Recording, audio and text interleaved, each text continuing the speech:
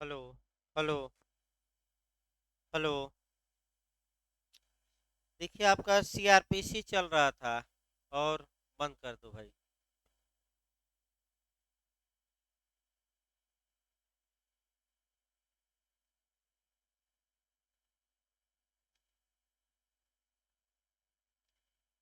देखिए सीआरपीसी आपका पढ़ाया जा रहा था और सीआरपीसी में इधर लास्ट में आपका दो तीन सेक्शन छूटा है। उसमें कुछ चूंकि कोरिलेट करना है दो चार बातें, इसलिए आपका पिछले लेक्चर में थोड़ा छूट गया, उसको बता दिया जाए और तब इधर आपका अपील से जो बीच में छूटा है इधर वो शुरू किया जाए। देखिए आपका सीआरपीसी में 482 चल रहा था, यानी कि 482। 482 से भी लगातार क्वेश्चन बनता है और कंसेप्चुअल क्वेश्चन भी बनता है। और ये भी बना है कि सेक्शन 482 के तहत हाई कोर्ट इनहेरेंट पावर यानी कि सहज शक्ति या अंतर्निहित शक्ति का प्रयोग करते हुए क्या नहीं कर सकता। तो बस एक लाइन याद रखिएगा, सीआरपीसी में स्पष्ट उल्लिखित बातों का वायलेशन करके कोई आदेश निर्णय या कोई आदेश या निर्णय पारित नहीं कर सकता। यानी कि बताया गया था कि जो बातें सीआरपीसी में स्पष्ट रूप से लिखी गई हैं उन बातों का पालन करना ही होगा, और जो बातें नहीं लिखी गई हैं उन बातों के बारे में न्यायालय जो उचित समझे, यानी कि जो इक्विटी के आधार पर, गुड कंसेंस के आधार पर, नेचुरल जस्टिस के आधार पर इत्यादि के आधार पर जो उचित समझे वह फैसला सुना सकता है। ये शक्ति क्यों निहित रहती है न्यायालयों में? ताकि न्याय के उद्देश्यों को विफल होने से क्या किया जाए, बचा जाए, यानी कि जस्टिस हो। इसीलिए सुप्रीम कोर्ट में भी ये पावर निहित है। जस्टिस के लिए ही आर्टिकल याद रखिएगा, कौन सा? आपका अनुच्छेद 142। और सिविल मामलों में सभी सिविल न्यायालयों में जे में आया भी था इस बार, ये शक्ति वेस्टेड है। और सीपीसी के किस सेक्शन में? 151, यानी कि 151। अब आया जाए, आगे बढ़ा जाए 483। जब भी आपका सेक्शन 483 पढ़िए, इसी के साथ बेयर एक्ट पर ही लिख लेना है। कॉन्स्टिट्यूशन का एक और आर्टिकल भी पढ़ना है और बिहार में इस बार एपीओ में आया भी था, वह आर्टिकल पढ़ना है 235, यानी कि 235। यानी कि फिर एक बार उसको बेयर एक्ट पर लिख दीजिए। जब सीआरपीसी की धारा आप 483 पढ़ेंगे तो इसी के साथ आपका जो पढ़ना है वह कॉन्स्टिट्यूशन का एक आर्टिकल पढ़ना है, और वह आर्टिकल आपका है थ्री नहीं 235। और बिहार में इसके आगे पूछा गया था 236 आर्टिकल से। देखिए आपका पहले हम संविधान बताते हैं और तब आपका सीआरपीसी बताएंगे। संविधान का अब 4 अनुच्छेद आपको पढ़ना पड़ेगा और आपका मैंने 200 आपका 33 पढ़ना है। 233, 234, 235 और 236। पहले ये 4 अनुच्छेद देखिए। देखिए आपका एचजेएस में भी आया था कि सबऑर्डिनेट कोर्ट के बारे में किस आर्टिकल से किस आर्टिकल तक प्रावधान है। तो वह अनुच्छेद 233 से लेकर आपका जो प्रावधान है 237 तक, यानी कि 233 से लेकर आर्टिकल 237। एक क्वेश्चन यहाँ चांस रहता है। देखिए आपका 233 में जो एचजेएस वाले होते हैं, यानी कि जिला न्यायाधीशों की नियुक्ति का प्रावधान 233 में है। जो जुडिशियल मजिस्ट्रेट होते हैं, यानी कि जिला न्यायाधीश से भिन्न न्यायाधीश माने न्यायाधीश या मजिस्ट्रेट होते हैं, यानी कि जो जुडिशियल मजिस्ट्रेट या पीसीएसजे वाले होते हैं, उनकी नियुक्ति का प्रावधान संविधान के आर्टिकल 234 में है।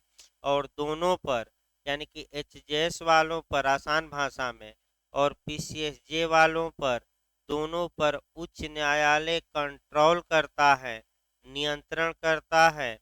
वह आपका है 235 में, यानी कि 235 में है। और अनुच्छेद 236 में इंटरप्रिटेशन है, यानी कि आपका निर्वचन है। यही निर्वचन से पूछा गया था आपका कि जिला न्यायाधीश कहाँ परिभाषित है। इस बार कौन पूछा गया था भाई? न्यायिक सेवा पूछी गई थी? नहीं, तो आपका 235 पूछा गया था कि बिहार में 36 पूछा गया था ना? 36 का कौन पूछा गया? जिला न्यायाधीश की न्यायिक सेवा, जिला न्यायाधीश। तो जिला न्यायाधीश कहाँ है? तो 336 के क्लाज ए में। और न्यायिक सेवा के अंतर्गत कौन आएंगे? तो 200 नहीं, 200 फिर भाई एक बार बैक हो आ जाए। 236 के क्लाज ए में जिला न्यायाधीश पद को डिफाइन किया गया है, जबकि 236 के क्लाज बी में न्यायिक सेवा जुडिशरी सर्विस को डिफाइन किया गया है। तो यहाँ से आपका एक क्वेश्चन मिलने का चांस रहता है। फिर मैं रटवा दूं आपका आर्टिकल एक बार। 233 में कौन है? जिला न्यायाधीश। 234 में कौन है? जिला न्यायाधीश से भिन्न व्यक्ति। 235 में दोनों पर कौन नियंत्रण करता है? High court. और 236 आर्टिकल में क्या है? निर्वचन है। तो पहला निर्वचन कौन है? जिला न्यायाधीश। और बी वाला निर्वचन या दूसरा कौन है? न्यायिक सेवा। कम से कम इतना भाई जीएस के लिए भी तैयार रखिए, जीएस में भी आता है। अब जो ये कंट्रोल की बात आई 235 में, तो सीआरपीसी में 235 तो सबके लिए है। ये अनुच्छेद 235 जितने सबऑर्डिनेट कोर्ट हैं सब पर कौन सुपरविजन और कंट्रोल करता है? High court.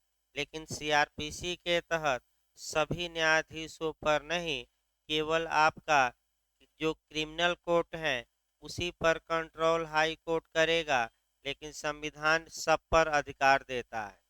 तो आइए 483 न्यायिक मजिस्ट्रेटों के न्यायालयों पर अधीक्षण या सुपरविजन का निरंतर प्रयोग करने का उच्च न्यायालय का कर्तव्य है। ये विधिक कर्तव्य है। तो उच्च न्यायालय क्या कर्तव्य निभाएगा? तो देखिए बेरेक, प्रत्येक उच्च न्यायालय अपने अधीनस्थ न्यायिक मजिस्ट्रेटों के न्यायालयों पर अपने अधीक्षण का प्रयोग इस प्रकार करेगा जिससे यह सुनिश्चित हो जाए कि ऐसे द्वारा मामलों का निपटारा शीघ्र और उचित या सही ढंग से किया जाता है। इसका मतलब ये हुआ कि जो उच्च न्यायालय है, उच्च न्यायालय का ये विधिक कर्तव्य है कि वह अपने सबऑर्डिनेट मजिस्ट्रेटों पर आपका सुपरविजन करे, अधीक्षण करे और ये देखे कि क्या जो मजिस्ट्रेट हैं वह मामले ठीक ढंग से निपटा रहे हैं कि नहीं और तेजी से निपटा रहे हैं कि नहीं। विजन का पावर किस सेक्शन में है? तो 484(3) और सब पे सुपरविजन करिए, कंट्रोल करिए। तो ये हमारा संविधान अनुज्ञा देता है, पावर हाई कोर्ट को देता है। किस आर्टिकल के तहत?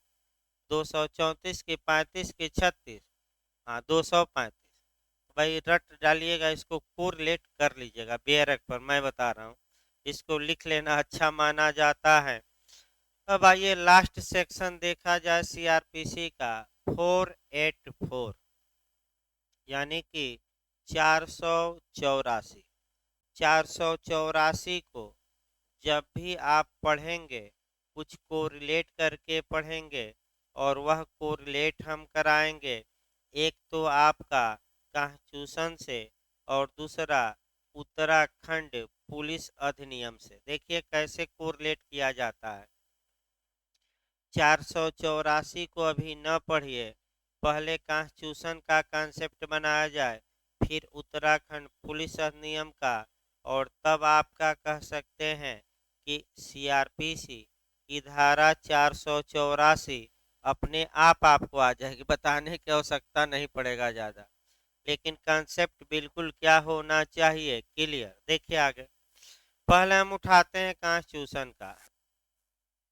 26 जनवरी 1950 के पहले भारत का जो शासन था वह कैसे चलाया जाता था, किसका, आईएएस में भी जीएस में आया है, किस कानून द्वारा चलाया जाता था, तो भारत शासन अधिनियम 1935, ये आपका मैंने पूछा गया है।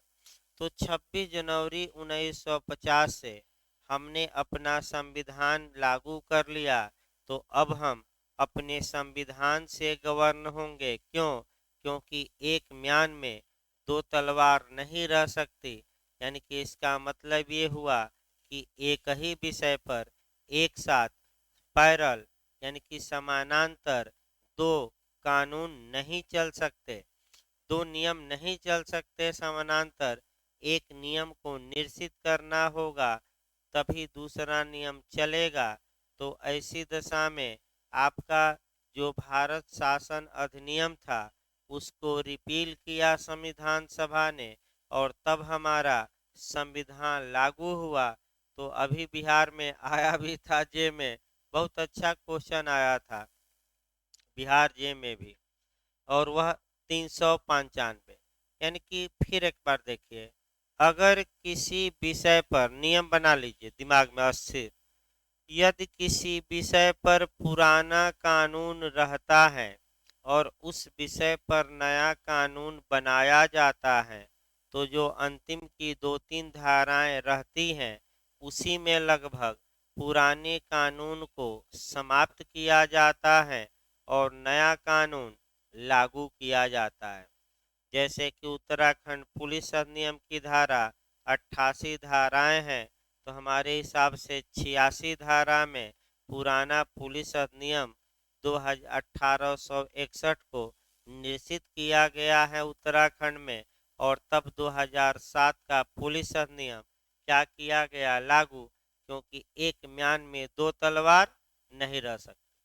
अब संविधान में आइए, चूंकि अब अनुच्छेद 395 जो अंतिम अनुच्छेद है उसके तहत हमारी कॉन्स्टिट्यूशनल असेंबली ने ही दो कानूनों को रिपील किया, दो कानूनों को समाप्त कर दिया, अर्थात वे कानून भारत में इन्फोर्स नहीं रहेंगे अब, यानी कि लागू नहीं रहेंगे। तो कौन कौन कानून निश्चित किया है, तो भारत शासन अधिनियम 1935 और दूसरा भारतीय स्वतंत्रता अधिनियम 1947, ये अब लागू नहीं रहेंगे। किस तारीख से? 26 जनवरी 1950। किसने निश्चित किया? संसद ने कि संविधान सभा ने? हाँ, लेकिन जब भी लेकिन लग जाता है तो मान कर चलिए कि कोई न कोई समस्या उत्पन्न हो जाती है, और मैं कई बार उदाहरण भी बताया हूँ। फिर एक बार आपका, जैसे कि मान लीजिए कि कोई लड़का है, बहुत अच्छी नौकरी पा लिया, फिर देखनुहार गए उसके घर, आपका लड़के को मैंने देखे, फिर आपका बाहर आए गाँव के, तो 2-3 लोग रहते हैं, सुरती उरती पीटते रहते हैं, इंतजार करते हैं कि अब वो आए, अब आए, अब आए। और जैसे ही आपका घर वाले छोड़ कर गए, अकेले मिले, तो बत पूछने लगेंगे कहाँ गए थे भाई साहब, कहाँ के हैं, यानी कि 2 चौरा 3 चौरा शुरू करेंगे, और पहले लड़के की खूब बड़ाई करेंगे, बहुत अच्छा लड़का है, टॉप किया है, ये है, इससे सुंदर तो लड़का मिल ही नहीं सकता। लेकिन एक शब्द लेकिन लगा देंगे कि बस रात में वही 2 बूंद है, आपकी बिटिया आएगी तो लबदा मारकर और बेलना मारकर ये 2 बूंद भी क्या करेगी, सुधार देगी। लेकिन क्या किया जाए, कभी काल बैठता है तो 2 बूंद का पैक लगा देता है। वैसे लड़का लाखों में एक है। तो लेकिन लग गया तो थोड़ा बहुत समस्या आ गई। तो उसी प्रकार यहाँ भी लेकिन लगाएंगे। लेकिन एक कानून को हमारी संविधान सभा ने रिपील नहीं किया, और वह था प्रीवी काउंसिल एबोलिशन आपका मने एक्ट आपका 1949 मने जुडिक्शन एबोलिशन, यानी कि प्रीवी काउंसिल अधिकारिता उत्सादन मने समाप्त होता है। उत्सादन अधिनियम 1949 को निरसित नहीं किया। अतः इस कारण से जो प्रीवी काउंसिल ने निर्णय जो दे चुकी है वह भारत में आज भी क्या है, लागू। तो प्रीवी काउंसिल के निर्णयों को भारत में लागू रहने बने रहने का कॉन्स्टिट्यूशनल बेस क्या है, संवैधानिक आधार क्या है, तो वही लेकिन है। किस अनुच्छेद में लेकिन लगा दिया गया, 395। तो कौन सा आर्टिकल मार कराएंगे कॉन्स्टिट्यूशन, अगर आपका बेस पूछ ले तो आर्टिकल 395। एक संरक्षण भी दिया गया है किस कानून को, प्रीवी काउंसिल को। यानी कि कुल मिलाकर एक लाइन संविधान में कोरिलेट का मतलब ये रहा कि अगर किसी विषय पर पुराना कानून है, नया कानून बनाया जाता है, तो उस पुराने कानून को लगभग लास्ट धारा नए कानून की रहती है, उसके द्वारा पुराने कानून को निरसित या रिपील या समाप्त किया जाता है। ये संविधान में भी हमें मिलता है, आपका शुद्ध रूप से सीआरपीसी में भी मिलता है। तो अब सीआरपीसी का निर्माण कराइए। तो सबसे पहले पूरे भारत के लिए सीआरपीसी कब बनी थी, 1882 ये निरसित हुई। तो कब बनी थी, 1898। और ये निरसित हुई तो कब बनी थी, 1973। तो जब 1973 वाली सीआरपीसी भारत में लागू होगी तो कौन वाली निरसित की जाएगी, 1898 वाली। तो 1898 वाली सीआरपीसी किस सेक्शन के तहत निरसित की गई है, 484।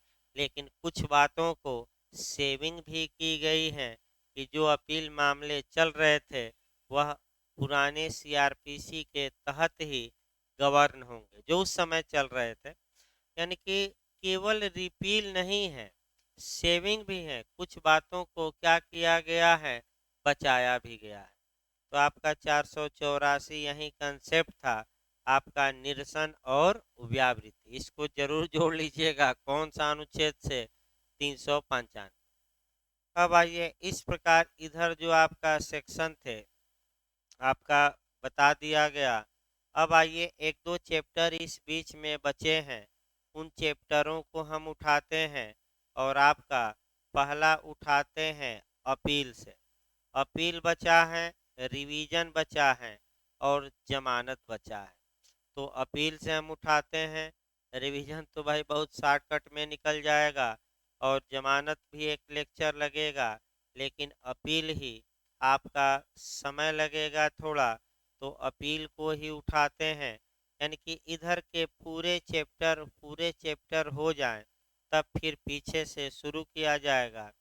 और शुरू किया जाएगा बीच से भाई, एक दो दिन बाद आपका बता दिया जाए, वह आपका 266 से, क्योंकि 265 तक अलग हो जाता है और 266 से आपका शुरू किया जाएगा। 266 से लेकर और 300 नहीं, आपका जो भी रहेगा वहीं से शुरू किया जाएगा।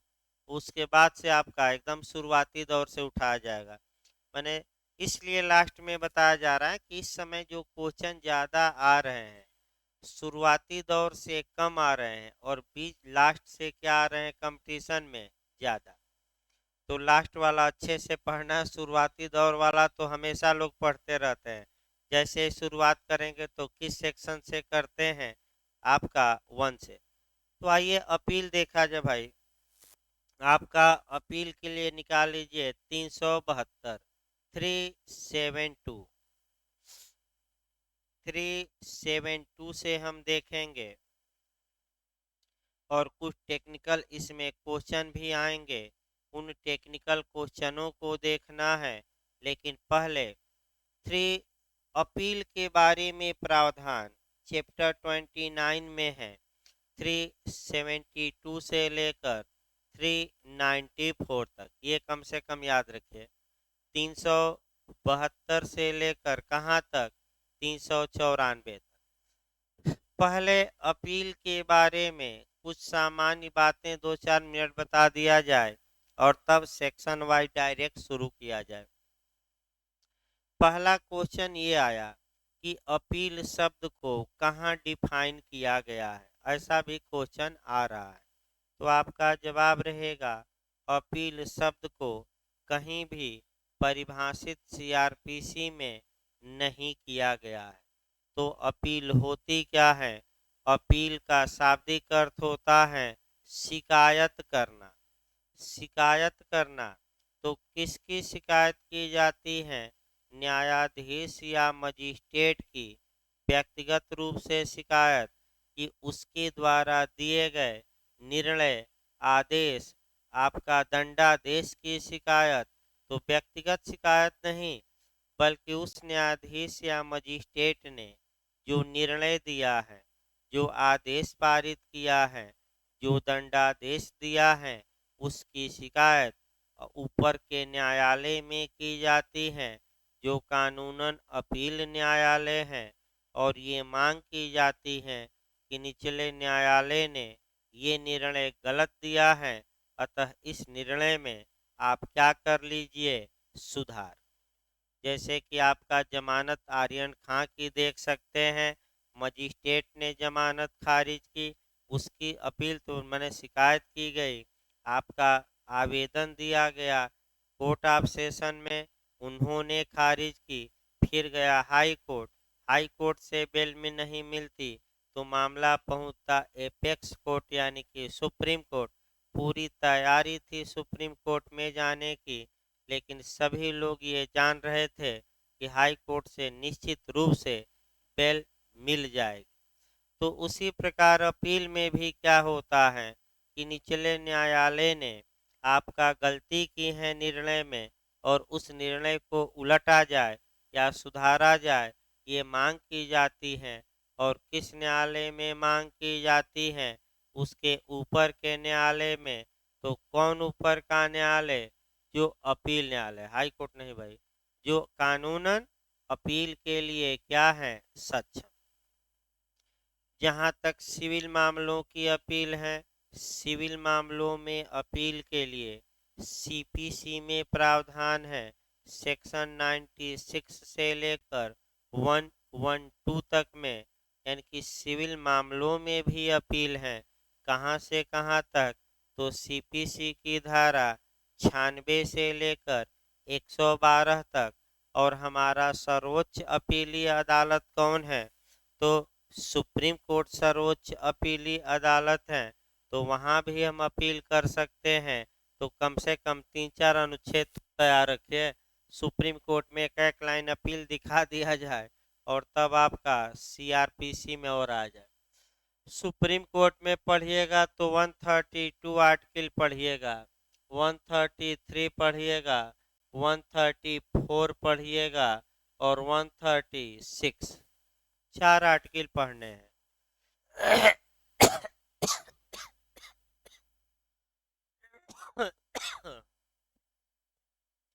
यानी कि उच्चतम न्यायालय में आप पढ़िए तो कितने अनुच्छेद पढ़ने हैं? 4। एक एक करके देखिए।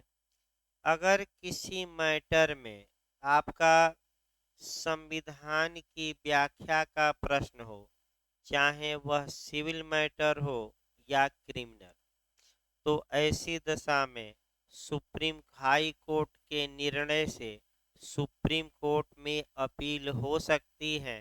तो संवैधानिक मामलों में अपील किस आर्टिकल के तहत? 132। ये भी पूछा जाता है। कॉन्स्टिट्यूशनल मामलों में जिसमें संविधान के इंटरप्रिटेशन का प्रश्न समाहित है, उस मामले में अपील किस आर्टिकल के तहत की जाती है? तो आर्टिकल 132। सिविल मामलों में हाई कोर्ट के निर्णय से आप सुप्रीम कोर्ट में अपील कर सकते हैं। तो आगे बढ़ते रहिए, किस आर्टिकल के तहत?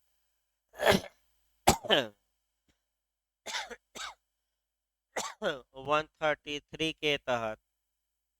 और जो क्रिमिनल मामला है, आपराधिक मामला है, उसमें भी हाई कोर्ट के निर्णय के खिलाफ आप अपील कर सकते हैं।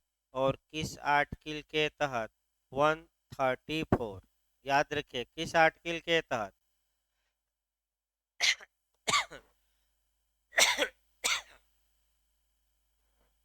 इसका मतलब ये हुआ कि सीआरपीसी क्रिमिनल मामलों में अपील के बारे में पूर्ण प्रावधान नहीं करती, क्योंकि एक अलग कानून भी बना है और हमारा संविधान भी है, जहाँ की सामान्य सुप्रीम कोर्ट में अपील के लिए स्पेशल प्रावधान किया गया है। तो क्या सीआरपीसी अपने आप में पूर्ण है अपील के बारे में? नहीं, क्योंकि हमारा संविधान भी अलाउ करता है। कौन सा अनुच्छेद? 134। क्रिमिनल मामलों में अपील। और एक कानून संसद ने बना रखा है, उसमें कुछ मैटर दिए गए हैं, तो अब सतर्क रहिए। अनुच्छेद 132, 133, 134, ये जो अपील या सुप्रीम कोर्ट में शिकायत की जाएगी तभी की जाएगी जब फैसला किसने सुनाया हो? हाई कोर्ट ने। लेकिन एक और अनुच्छेद देखना है, 136, एसएलपी, स्पेशल लीव पिटीशन, विशेष अनुमति याचिका, यानी कि किसी ने फैसला सुनाया हो, चाहे हाई कोर्ट ने, चाहे लोअर कोर्ट ने, और चाहे किसी ट्रिब्यूनल ने या किसी प्राधिकारी ने, सुप्रीम कोर्ट की इजाजत मांगी जा सकती है अपील के लिए। और सुप्रीम कोर्ट अगर इजाजत दे देता है तो आपकी अपील स्वीकार हो जाती है। यानी कि उच्चतम न्यायालय की इजाजत से अपील। किस अनुच्छेद में इजाजत मांगी जाती है अपील के लिए? 136। इस पर कोई रोक नहीं है। एक रोक है आपका सेना न्यायालय द्वारा दिया गया निर्णय, अन्यथा कोई रोक नहीं है। चाहे हाई कोर्ट ने फैसला सुनाया हो, लोअर कोर्ट ने सुनाया हो, निर्वाचन आयोग ने सुनाया हो, या आपका विधानसभा अध्यक्ष ने सुनाया हो, कोई मतलब नहीं है। आप आप इत्यादि मैंने जितने अधिकरण या ट्रिब्यूनल या अधिकारी प्राधिकारी हैं या न्यायालय हैं, किसी ने कोई फैसला सुनाया हो, आदेश दिया हो, किसी तथ्य का अवधारण किया हो, तो आप सुप्रीम कोर्ट में इजाज़त लेकर अपील कर सकते हैं। तो इजाज़त किस अनुच्छेद के तहत मांगी जाती है? तो आर्टिकल 136 के तहत। तो पूछा जाता है कि अपील होती कि इजाज़त मांगी जाती है? इजाज़त। और 99% जो सुप्रीम कोर्ट में मामले जाते हैं वह आर्टिकल 136 के तहत अपील में जाते हैं, क्योंकि ये अनुच्छेद इतने कठिन है कि इसके तहत इक्का दुक्का ही मामले पहुंच पाएंगे सुप्रीम कोर्ट। तो कौन सा आर्टिकल आपका मैंने न्याय, साम्य और शुद्ध अंतःकरण पर आधारित है? 136। इक्विटी, न्याय की हत्या न हो। तो इस प्रकार आपका, अब आइए फिर बैक होइए सीआरपीसी में अपील के बारे में। आपका ये जो पूछा गया था, अपील का जो पक्षकारों को अधिकार दिया गया है वह इनहेरेंट राइट नहीं है, यानी कि वह अंतर्निहित अधिकार नहीं है। अपील तभी की जा सकती है जब कानून आपको अपील का अधिकार देता हो।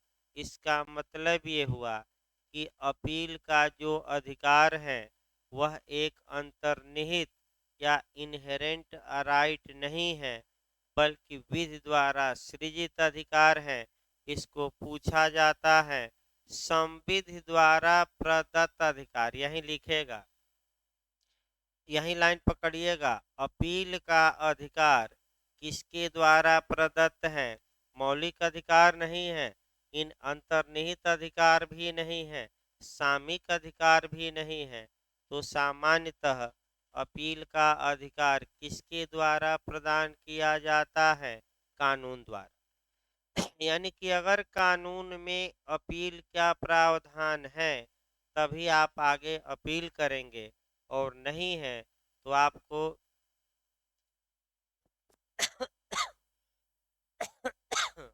अगर कानून में अपील का प्रावधान नहीं है तो आप अपील नहीं कर सकते। फिर एक लाइन समझिए इस वाक्य को कि अपील संविध द्वारा उत्पन्न अधिकार है। यानी कि अपील का अधिकार कानून देता है, इनहेरेंट नहीं आप में कि अपील करते रहिए। जब कानून में वर्णन हो तभी आप ऊपर जाकर शिकायत कर सकते हैं। ये नियम। दूसरा नियम, अपील का अधिकार कब उत्पन्न होता है? ये भी बहुत अच्छा क्वेश्चन बनता है कि अपील का राइट कब उत्पन्न होता है। तो जब काज ऑफ एक्शन उत्पन्न होता है, जब वाद हेतु उत्पन्न होता है, यानी कि जब आप माने एफआईआर करते हैं तो जिस मामले में आपने एफआईआर किया है, अगर उस तारीख को उस मामले में अपील का प्रावधान था, तो बाद में अगर अपील का प्रावधान उस मामले में समाप्त भी कर दिया जाए तो आपका अधिकार समाप्त नहीं होगा, क्योंकि अपील का अधिकार निर्णय के समय नहीं उत्पन्न होता, सुनवाई के समय नहीं। कब उत्पन्न होता है? जब प्रक्रिया को चालू किया जाता है, यानी कि जब एफआईआर किया गया था। फिर एक बार इसको समझिए, थोड़ा टेक्निकल क्वेश्चन है। अपील का अधिकार कब वेस्टेड हो जाता है? तो जब प्रक्रिया को गति दी जाती है, यानी कि इसका मतलब कि निर्णय से अपील का कोई मतलब नहीं है। अपील का अधिकार आपका पहले से ही समाहित है या नहीं है। तो अगर अपील का अधिकार था और कानून बनाकर उसे समाप्त कर दिया गया, तो 484 सीआरपीसी कहती कि वह जो पुराने मामले थे जिसमें कि पक्षकार को अपील का राइट था, वे समाप्त नहीं होंगे अधिकार, और वे अधिकार सेविंग किए जाते हैं। यानी कि उस अधिकारों की क्या की जाती है? व्यावृत्ति। इसको हम बताएंगे। आइए अब सेक्शन चला जाए। हाँ, अपील न्यायालय कौन कौन है ये अब अगला देख लिया जाए। आपका सुप्रीम कोर्ट है, हाई कोर्ट है, कोर्ट ऑफ सेशन है। तो आपका ये भी क्वेश्चन बनता है कि भारत में कौन से क्रिमिनल कोर्ट अपीलीय कोर्ट है? तो तीन ही अपीलीय कोर्ट हैं। कौन कौन? आपका एक तो सुप्रीम कोर्ट, दूसरा कौन है? हाई कोर्ट, और तीसरा कौन है? सत्र न्यायालय। मजिस्ट्रेट ना मार दीजिएगा। मजिस्ट्रेटों के पास कभी भी अपील नहीं होती है, दिमाग में बैठाए रहिए। आपका कौन कौन अपीलीय कोर्ट हो गए? केवल तीन। गलत ना हो भाई, ये आपका दो अपर कोर्ट हो गए और एक कौन कोर्ट हो गया? लोअर। अब कब सत्र न्यायालय में अपील होगी ये भी सीआरपीसी बताएगी। कब हाई कोर्ट में अपील होगी ये भी सीआरपीसी हमें बताएगी। और कब सुप्रीम कोर्ट में अपील होगी ये सीआरपीसी भी बताएगा, संविधान भी बताएगा, और आपका एक दो अलग कानून है वो भी बताएंगे। तो चूंकि समय कम है, नहीं तो बहुत डिटेल में चला जाता। तो आइए आपका 372 से अब शुरू किया जाए। और टेक्निकल क्वेश्चन, हाँ, टेक्निकल क्वेश्चन कहाँ बनेंगे? अब बैरेक से शुरू किया जाए। देखिए 372 आपका नियमों पर भी गौर करना था जितने कंसेप्ट बनाए गए हैं। जब तक अन्यथा उपबंधित न हो किसी अपील का न होना। इससे कौन सा सिद्धांत निकलता है कि देखिए, जब तक अन्यथा उपबंधित न हो किसी अपील का न होना, इसका मतलब ये हुआ कि जब तक कानून में स्पष्ट रूप से अपील का प्रावधान न हो तब तक आप उस मामले में अपील नहीं कर सकते।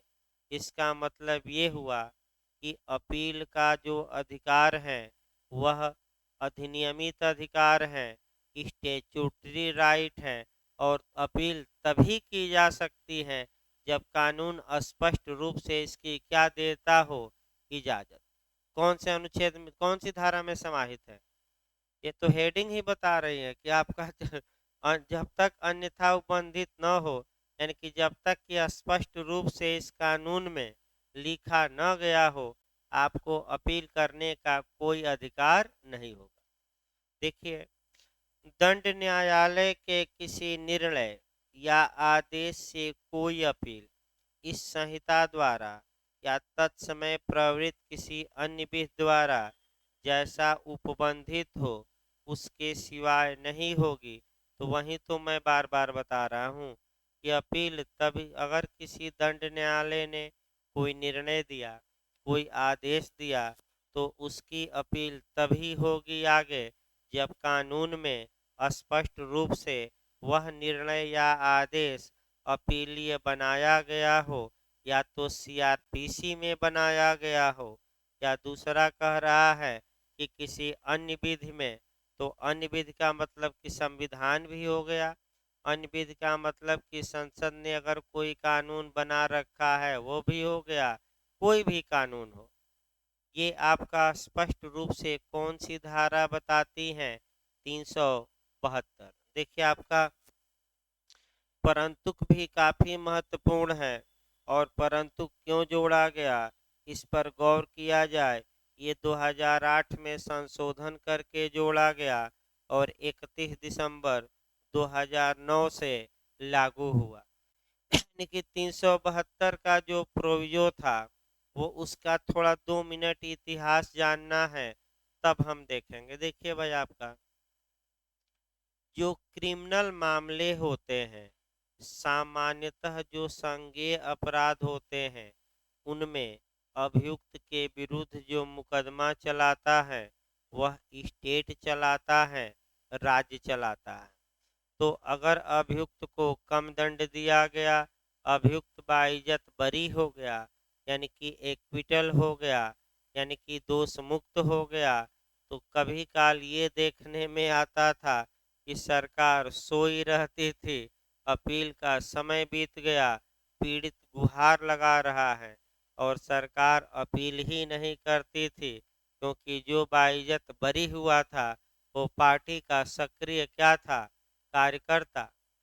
तो तत्पश्चात ये सुप्रीम कोर्ट तक कई बार ये मामला गया और सुप्रीम कोर्ट ने अपने इनहेरेंट पावर के तहत भाई पीड़ित द्वारा की गई अपील को स्वीकार किया और कहा कि राज्य का ये कर्तव्य है कि वह अपील करे। तो तब जाकर कानून में बदलाव लाया गया और कुछ मामलों में अब जो आहत व्यक्ति हैं, जो पीड़ित हैं, जो विक्टिम हैं, उन्हें भी अपील का अधिकार दे दिया गया, भले सरकार अपील करे या न करे। उससे मतलब नहीं, पहले करती नहीं थी सरकार, आपका बढ़ जाती थी। जैसे कि उदाहरण के रूप में मान लीजिए कि आपका सलमान खान को हाई कोर्ट ने संदेह का लाभ दे दिया, तो अगर सरकार पर छोड़ दिया जाता तो हो सकता है सरकार सुप्रीम कोर्ट में अपील न करे। तो इसलिए अब ये है कि पीड़ित को भी दे दिया गया कि पीड़ित भी कुछ मामलों में क्या कर सकता है, व्यक्तिगत रूप से अपील सरकार से लेकर सरकार भी कर सकती है। और कौन कर सकता है? पीड़ित भी। देखिए, परंतु पीड़ित को न्यायालय द्वारा पारित अभियुक्त की दोष मुक्त करने वाले या कम अपराध के लिए दोष सिद्ध करने वाले या अपर्याप्त प्रतिकर अधिरोपित करने वाले आदेश के विरुद्ध अपील करने का अधिकार होगा, और ऐसी अपील उस न्यायालय में होगी जिसमें कि मामूली तौर पर अपील होती है। भाई, आपका हम वही तो बताए कि सरकार का दायित्व था, सरकार नहीं अपील करती थी, तो 2018 में प्रोविजो जोड़कर पीड़ित को भी ये अधिकार दे दिया गया, तो पीड़ित कब अपील कर सकता है? पहला आपका अभियुक्त की दोष मुक्ति पर कर सकता है कि नहीं? कर सकता है। अभियुक्त को कम दंड देने पर, माने दंड की अपर्याप्तता। इसके बाद अभियुक्त को कम अपराध के लिए दंड देने पर, यानी कि हत्या के लिए नहीं दिया गया बल्कि हत्या की कोर्ट में न आने वाले आपराधिक मानववध के लिए दे दिया गया। या अपर्याप्त प्रतिकर, यानी कि अभियुक्त पीड़ित ये कहता है कि हजूर हमें और मुआवजा दिलवाया जाता, तो अपर्याप्त प्रतिकर। याद रखे रहेगा, टेक्निकल क्वेश्चन बनता है। फिर मैं बता दूं, पीड़ित कब अपील कर सकता है? तो जब अभियुक्त को आपका एक्विटल कर दिया गया है, बाइज्जत बरी, दोष मुक्त, पहला। दूसरा, जब कम अपराध के लिए दोष सिद्ध किया गया है। तीसरा, आपका जब कह सकते हैं कि प्रतिकर जो लगाया गया है वह ज़्यादा है पीड़ित की राय में कि कम है, तो 3 कंडीशन में वह अपील कर सकता है। तो किस न्यायालय में अपील कर सकता है? जिस न्यायालय में सामान्यतः अपील होती है। अब किस न्यायालय में होती है? तो कितने न्यायालय अपील न्यायालय बताए गए? 3। तब आगे बताया जाएगा कब कब होगा। अब 373 आइए। 372 भी सिद्धांत था, याद रखिएगा, पूछा जाता है। परिशांति कायम रखने या सदाचार के लिए प्रतिभूति अपेक्षित करने वाले या प्रतिभूति स्वीकार करने से इनकार करने वाले या अस्वीकार करने वाले आदेश से अपील। अब यानी कि इसका मतलब ये हुआ कि अगर भाई आपका, मैंने आपका अपील होगी, तो फिर एक बार सेक्शन आपको याद रखना पड़ेगा। 107 सीआरपीसी के तहत परिशांति के लिए प्रतिभूति मांगी जाती है किसी कार्यपालक मजिस्ट्रेट द्वारा अधिकतम 1 वर्ष के लिए। 108 में राजद्रोहात्मक बातों को फैलाने वाले व्यक्तियों से सदाचार के लिए प्रतिभूति 1 वर्ष के लिए कौन मांगता है? कोई कार्यपालक मजिस्ट्रेट। 109 में संदिग्ध व्यक्तियों से 1 साल के लिए कौन मांगता है? कोई कार्यपालक मजिस्ट्रेट। और 110 में आभ्यासिक अपराधी से, यानी कि हैबिचुअल अफेंडर से मांगा जाता है। कौन मांगता है? कोई कार्यपालक मजिस्ट्रेट। और अधिकतम कितने समय के लिए? 3 साल के लिए। प्रतिभूति रहित एक ही धारा है, मैंने गारंटर के साथ, गारंटर भी लाओ और तुम भी आपका सदाचारी या गुड बिहेव बनाए रखोगे, इसके लिए हमारे यहाँ गारंटी दो। तो अगर मजिस्ट्रेट ने ये मांगा है तो इसकी अपील कहाँ होगी? तो भाई बस एक लाइन, कहाँ होगी? Court of session. यानी कि प्रतिभूति इनकार कर दिया, अधिक मांग लिया रकम, या 100, यानी कि कुल मिलाकर 107, 108, 109, 110 के तहत जो सिक्योरिटी मांगी जाती है या प्रतिभूति इत्यादि इनकार करना इत्यादि के लिए अपील कहाँ होगी? तो कोर्ट ऑफ सेशन में, यानी कि सत्र न्यायालय। आइए अब देखा जाए 374 दोष सिद्धि से अपील। पहले दोष सिद्धि को जानिए। आपका यहाँ भी एक टेक्निकल क्वेश्चन बनता है, उसी टेक्निकल क्वेश्चन को आपको जानना है। और देखिए, आपका दोष सिद्धि से अपील। दोष सिद्धि यानी कि न्यायालय ने कन्विक्ट कर दिया है। कन्विक्ट का मतलब ये हुआ कि न्यायालय में ये बात प्रूफ हो गई, ये बात साबित हो गई है कि अभियुक्त ने अपराध किया। तो किसका फैसला सुनाया जाता है? कन्विक्शन का, दोष सिद्धि का। यानी कि आपका दोष सिद्धि का मतलब ये हुआ कि न्यायालय में ये बात प्रमाणित हो गई कि अभियुक्त ने ही क्या किया है? अपराध। तो अगर किसी अभियुक्त को दोष सिद्ध किया जाता है तो अभियुक्त अपील कर सकता है। अपील तो 3 ही न्यायालय में होगी। कौन कौन? कोर्ट ऑफ सेशन में या कहाँ? हाई कोर्ट या कहाँ? Supreme court. तो इसी नियम को याद रखिए और बेयर एक्ट की भाषा एक एक देखिए टेक्निकल है, इसमें से हम बताएंगे कौन सा आपको पॉइंट पकड़ना है। देखिए बेयर एक्ट, कोई व्यक्ति जो उच्च न्यायालय द्वारा असाधारण आरंभिक दांडिक अधिकारिता के प्रयोग में किए गए विचारण में दोष सिद्ध किया गया है, उच्चतम न्यायालय में अपील कर सकता है। पहला नियम ये आया कि हाई कोर्ट ने, आपका हाई कोर्ट ने किसी व्यक्ति को क्या किया है? दोष सिद्ध किया है, यानी कि हाई कोर्ट में। लेकिन एक और बात है भाई, उच्च न्यायालय द्वारा असाधारण आरंभिक दांडिक अधिकारिता यानी कि ओरिजिनल क्रिमिनल जुडिक्शन में, तो यानी कि आरंभिक या प्रारंभिक या आपका मूल कह सकते हैं, तो आरंभिक या प्रारंभिक दांडिक अधिकारिता का मतलब क्या हुआ? यानी कि हाई कोर्ट में ही वह मामला चला, हाई कोर्ट ने ही विचारण किया उस मामले का, अपील में नहीं। सतर्क रहना है, अपील नहीं सुनी हाई कोर्ट। हाई कोर्ट में सर्वप्रथम मामला चला। आरंभिक दांडिक अधिकारिता मतलब कि पहली बार मुकदमा कहाँ चला है? हाई कोर्ट में।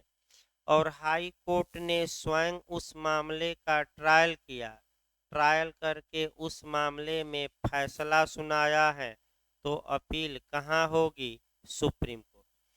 समस्या ये आई कि क्या हाई कोर्ट किसी मामले का ट्रायल सामान्यतः करता है? नहीं, सामान्यतः नहीं करता, क्योंकि हाई कोर्ट आपका मूल अधिकार को देखेगा, अपील का।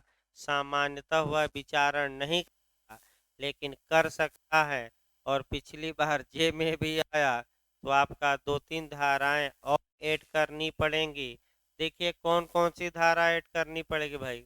एक धारा 26 पढ़ना पड़ेगा, एक धारा 28 पढ़ना पड़ेगा, एक धारा 474 जो इस बार जे में आई थी, और फिर 225 से लेकर 237। कहाँ तक? अब ध्यान से देखिए, आपका फिर हम बता चुके हैं एक दिन, लेकिन फिर एक बार रिवीजन करा जाए। सामान्यतः उच्च न्यायालय ट्रायल नहीं करता, विचारित नहीं करता, वह अपील सुनता है। विचारण का जो पावर दिया गया है, नहीं पावर नहीं भाई, पावर तो हाई कोर्ट को है ही।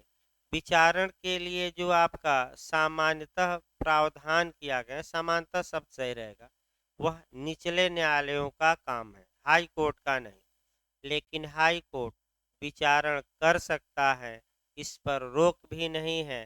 कानून ये अनुज्ञा देता है कि पहली बार में ही मुकदमा कहाँ जा सकता है? High court. इसी को ओरिजिनल क्रिमिनल जुडिक्शन कहते हैं, आरंभिक आपराधिक अधिकारिता। तो सुप्रीम कोर्ट का थोड़ा बताइए, आरंभिक अधिकारिता सुप्रीम कोर्ट की किस अनुच्छेद में दी गई है? 131। भाई कोरिलेट कर लेना है, किस अनुच्छेद में? 131 से कोरिलेट करना है। अब आइए, उच्च न्यायालय किन अपराधों का विचारण कर सकता है? तो इसका प्रावधान 26 में है सीआरपीसी के। उच्च न्यायालय सभी अपराधों का, चाहे वह आईपीसी के तहत हो, स्पेशल लॉ के तहत हो, लोकल लॉ के तहत हो, दिमाग में बैठाए रहिए, कहीं कोई रोक नहीं है। तो उच्च न्यायालय किन अपराधों का विचारण कर सकता है? तो एक लाइन बता दीजिएगा, सभी अपराधों का। अब फिर दे देगा आईपीसी के तहत अपराधों का, विशेष विधि के तहत अपराधों का, लोकल लॉ के तहत अपराधों का, उपर्युक्त सभी। तो क्या मार कर आएंगे? उपर्युक्त सभी। दूसरा, तो उच्च न्यायालय अगर विचारण करता है तो कितनी सजा दे सकता है? तो सेक्शन फिर एक आगे बढ़िए, 28 मैं बताया था कि सत्र न्यायालय नहीं, 28 मैं बता रहा हूँ कि हाई कोर्ट विधि द्वारा प्राधिकृत या विधि द्वारा विहित या विधि द्वारा प्रेस्क्राइब्ड कोई भी दंडादेश दे सकता है। अगर वह मृत्युदंड देता है तो उसकी पुष्टि सुप्रीम कोर्ट द्वारा होनी आवश्यक नहीं है ना मार दीजिएगा भाई, फिर मैं बता दूं। इसके बाद आपका हाई कोर्ट विचारण करेगा तो कौन सी प्रक्रिया अपनाएगा, तो उच्च न्यायालय द्वारा विचारण सीआरपीसी के किस सेक्शन में, तो पिछले टर्म पर बताया गया था। कौन सी धारा बताई गई थी, 474 यानी कि 474। पिछली बार यूपीजे में आया था कि उच्च न्यायालय द्वारा विचारण किस धारा में, 474। और अंतिम क्वेश्चन, अगर उच्च न्यायालय ट्रायल करता है तो कौन सी प्रक्रिया अपनाता है, यही अभी नहीं पूछा गया है और पूछा जा सकता है। तो जो कोर्ट ऑफ सेशन यानी कि जो प्रक्रिया कौन अपनाता है, सत्र न्यायालय। तो सत्र न्यायालय कहाँ दी गई है, सत्र न्यायालय की प्रक्रिया अध्याय 18 में सीआरपीसी के सेक्शन याद रखिएगा 225 से लेकर 237, 225 से लेकर 237, ये कई बार सेक्शन वाइज आया है। 236 न मार दीजिएगा। किस अध्याय में, 18, कहाँ से कहाँ तक, अब आगे रटवाया जाएगा हर एक धारा भाई, वो तो अलग बात है, पढ़ाया जाएगा तो, लेकिन ये याद रखिए। तो अगर उच्च न्यायालय ने ऐसा किया है जैसा मैं बताऊं और किसी अभियुक्त को दोष सिद्ध किया है तो बताइए अब अपील कहाँ इसके खिलाफ होगी, सुप्रीम कोर्ट, कहाँ होगी, उच्चतम न्यायालय। अगला देखिए, कोई व्यक्ति जो सत्य, दूसरा खंड देखिए यहीं से गलत होता है। कोई व्यक्ति जो सत्र न्यायाधीश या अपर सत्र न्यायाधीश द्वारा दिए गए विचारण में या किसी अन्य न्यायालय द्वारा किए गए विचारण में दोष सिद्ध किया गया है, जिसमें 7 वर्ष से अधिक के कारावास का दंड दिया गया है, वह उच्च न्यायालय में अपील हो सकती है।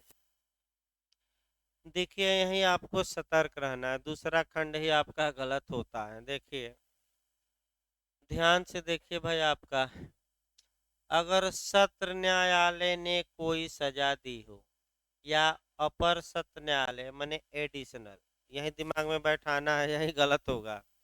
अगर सत्र न्यायालय चाहे 1 दिन की सजा दे, 2 दिन की, मृत्युदंड दे, कुछ भी दे, या अपर सत्र न्यायालय भी कुछ भी दंड दे, तो सदैव इसकी अपील कहाँ कराइएगा, उच्च न्यायालय।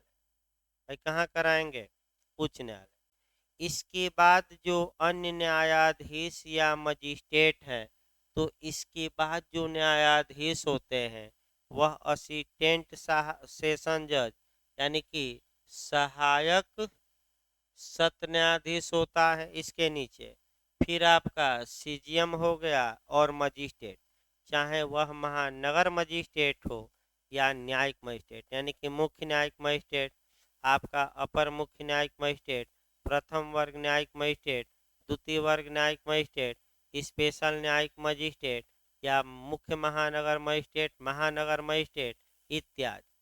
तो बस 2 लाइन याद रखिए, ये चाहे कितना ही दंड दिए हों, सदैव इसकी अपील कहाँ होगी, हाई कोर्ट।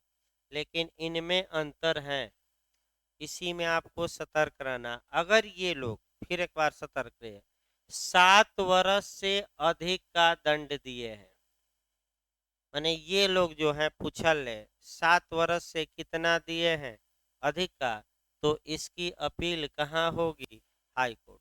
और अगर ये सब 7 वर्ष या 7 वर्ष से कम की सजा दिए हैं तो इसकी अपील कहाँ होगी, सत्र न्यायालय।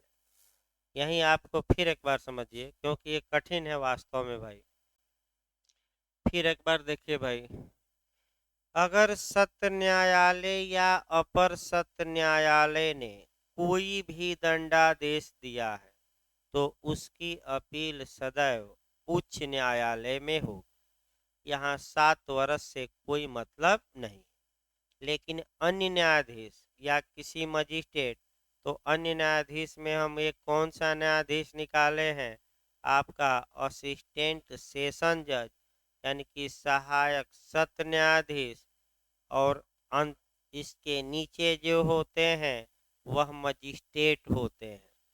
तो अगर सहायक सत्र न्यायाधीश या किसी मजिस्ट्रेट ने सजा दी है, तो अब सजा की मात्रा ही गौर करना है।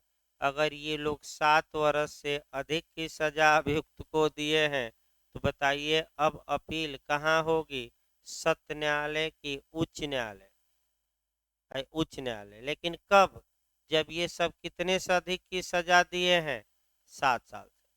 और ये सब अगर 7 वर्ष या नीचे की सजा दिए हैं, तब अपील कहाँ होगी, कोर्ट ऑफ सेशन, यानी कि सत्र न्यायालय। यही पॉइंट आपको पकड़ना है। और देखिए कैसे क्वेश्चन बनता है।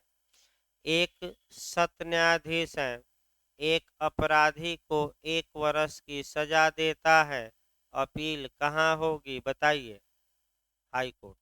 चलिए, एक सहायक सत्र न्यायाधीश है, वह एक अभियुक्त को 6 साल की सजा देता है, 6 साल, तो अपील कहाँ होगी, तो कोर्ट ऑफ सेशन। क्यों, क्योंकि सजा 7 वर्ष या उससे कम है। लेकिन फिर आइए, एक सहायक सत्र न्यायाधीश है, वह आपका एक अभियुक्त को 8 वर्ष की सजा देता है, तो अपील कहाँ होगी, हाई कोर्ट। क्योंकि सहायक सत्र न्यायाधीश अधिकतम 10 वर्ष की सजा दे सकता है। तो अगर 8-7 साल से जैसे ही ऊपर की सजा दे, तो अपील अब कहाँ कराएंगे, कोर्ट ऑफ सेशन में नहीं, कहाँ जाएंगे, हाई कोर्ट। कोई समस्या हो तो बताइए, काफ़ी कठिन ये आता है क्वेश्चन, घुमावदार आता है और आप उलझ जाएंगे। बेयर एक्ट की भाषा पढ़ेंगे तो एक बार बेयर एक्ट की भाषा घर पर पढ़िएगा, इसी में लोग उलझ जाते हैं। एकदम पहले सीधे भाषा में समझा जाता है, यानी कि आपका जो भी कहिए पहले सीधे कहिए, उसके बाद लाख आप कान घुमाएंगे, आंख घुमाएंगे, आप बातों को पकड़ लेंगे। तो बेरेट की भाषा भी एक बार पढ़ा दिया जाए, भाई थोड़ा कठिन है। देखिए, कोई व्यक्ति जो सत्र न्यायालय या अपर सत्र न्यायाधीश द्वारा किए गए विचारण में या किसी अन्य न्यायालय द्वारा किए गए विचारण में दोष सिद्ध किया गया है, जिसमें 7 वर्ष से अधिक के कारावास का दंडादेश उसके विरुद्ध या उसी विचारण में दोष सिद्ध किए गए किसी अन्य व्यक्ति के विरुद्ध दिया गया है, उच्च न्यायालय में अपील कर सकता है। तो तोड़ने की कला सीखिए। आपका पहला 2 न्यायालय अलग करिए, कौन कौन, आपका सत्र न्यायालय, अपर सत्र न्यायालय, इसको अलग कर देना है। ये चाहे जो भी सजा दे, सदैव इसकी अपील कहाँ होगी, हाई कोर्ट। और इसके अलावा अन्य जो न्यायालय हैं, अगर वे 7 वर्ष से अधिक की सजा देते हैं, तब हाई कोर्ट में अपील, और 7 साल या कम की सजा देते हैं तो कोर्ट ऑफ सेशन। देखिए, आप शब्द एक बार पढ़िएगा, जो लोग न तोड़ तोड़ पाए बेहरेक, वो निश्चित तौर पे गलत करके आएंगे। एक बार सब देखिए, कितना उसी में घुमा दिया गया है, उसी को थोड़ा स्पष्ट लिख देता तो घुमाने की क्या आवश्यकता थी। हाँ, एक और पॉइंट है, अगर 3 अभियुक्त थे, एक को 8 साल का दंड दिया गया, एक को 4 साल, एक को 3 साल, तो सभी की अपील अब हाई कोर्ट में होगी। ये जो पोस्ट में लिखा गया है, आपका इसका मतलब ये हुआ कि हम तो डूबेंगे सनम, तुमको भी क्या करेंगे, ले डूबेंगे। यानी कि हम तो हाई कोर्ट जाएंगे ही अपील में, तुमको भी लेकर चलेंगे। तो देखिए भाई, आपका फिर कहावत देख रहा हूँ, मायूस हो गए हैं पीछे वाले। भाई पीछे वाले मायूस न हो, उसके लिए तमाम उपाय हैं।